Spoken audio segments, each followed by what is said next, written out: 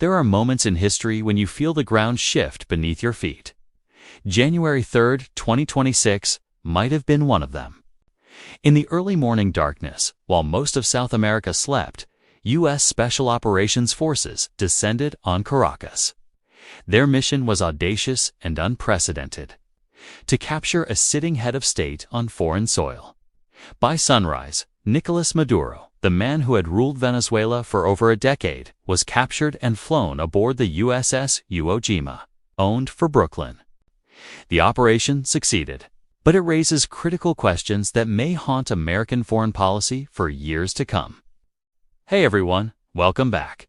This is World Powers Fusion. To understand how we arrived at this moment, you need to rewind to Trump's second inauguration in January 2025. From day one, the administration revived and amplified what it called maximum pressure, a strategy of economic strangulation designed to break Maduro's grip on power. By summer, the stakes had escalated dramatically. A $50 million bounty was placed on Maduro's head, tied to federal narco-terrorism charges alleging his government had become a state sponsor of cocaine trafficking. The U.S. Navy began intercepting vessels in the Caribbean. Sanctions tightened around Venezuela's already crippled oil sector like a noose. Then came November. President Trump issued an ultimatum for Maduro to step down voluntarily and receive safe passage, or face consequences. Maduro's response was defiant and theatrical. He danced on state television and mocked the offer as a slave's peace. That was a miscalculation, because at approximately 2 a.m. on January 3rd, the United States launched Operation Absolute Resolve that was intended to bring him on his knees. More than 150 aircraft swept across Venezuelan airspace, systematically neutralizing air defenses across 3 states. On the ground, Delta Force and other elite units stormed Fuerte Tuna, where intelligence suggested Maduro was sheltering. Reports indicate he ran for a reinforced safe room, but never made it inside. The American teams were faster. The raid was clinical in its execution. No U.S. casualties.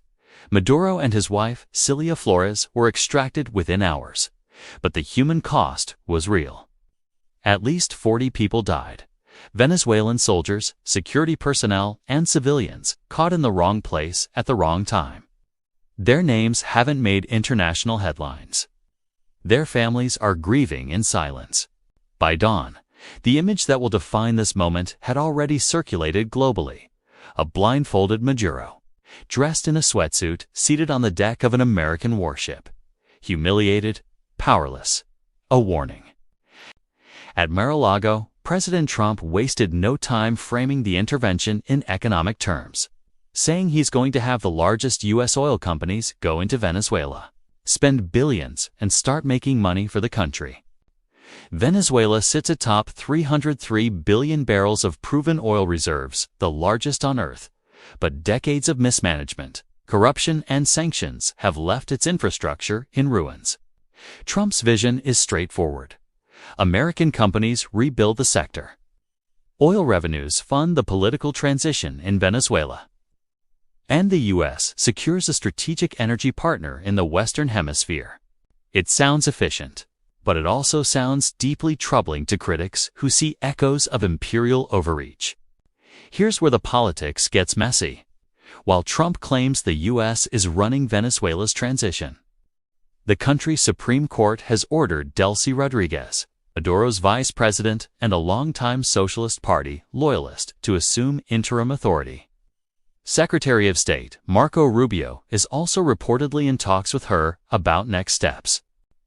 Meanwhile, Maria Corina Machado, the charismatic opposition leader who galvanized millions of Venezuelans against Maduro, has been sidelined. Trump dismissed her bluntly, saying she doesn't have the support.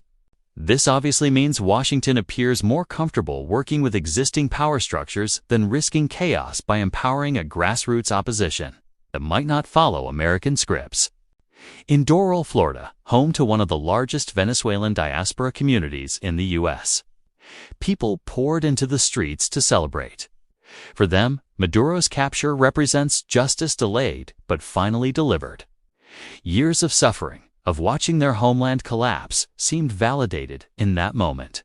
But the global response has been far more divided. Russia and China immediately condemned the operation as an act of aggression and a violation of sovereignty. Even U.S. allies have been notably cautious. UK Prime Minister Keir Starmer called for restraint and respect for international law, a diplomatically worded rebuke. Legal scholars are now locked in fierce debate. Does a narco-terrorism indictment justify invading a sovereign nation without unauthorization or a declaration of war from Congress?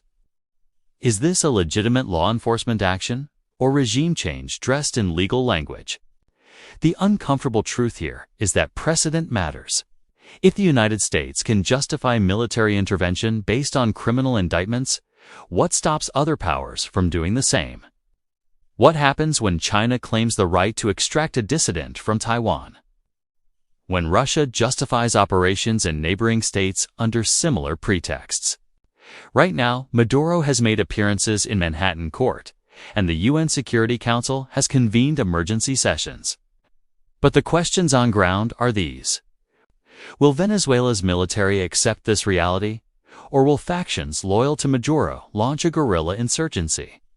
Will oil prices stabilize as American firms enter the market? Or will instability send shockwaves through global energy markets? And perhaps most importantly, is this intervention a course correction for a hemisphere plagued by authoritarianism and narco-states? Or a dangerous precedent that undermines the very foundations of international law? There are no easy answers here. This isn't a Hollywood ending where good triumphs cleanly over evil. It's messy, morally ambiguous, and heavy with consequences we won't fully understand for years. We are living through a moment that future historians will dissect endlessly. The raid on Caracas represents either the reassertion of American power in defense of hemispheric stability, or a blood for oil operation that traded sovereignty for strategic advantage. Maybe it's both. What's undeniable is this: the rules of international order are being rewritten in real time. Whether this makes the world safer or more dangerous depends on what happens next, whether other nations see this as justice or justification. The ground has shifted. We're still figuring out where we're standing. What do you think? Was this intervention long overdue, or a dangerous crossing of the Rubicon that puts sovereignty itself at risk? The debate is just beginning, and it matters. Because what we accept today becomes the precedent for tomorrow. Thanks for watching.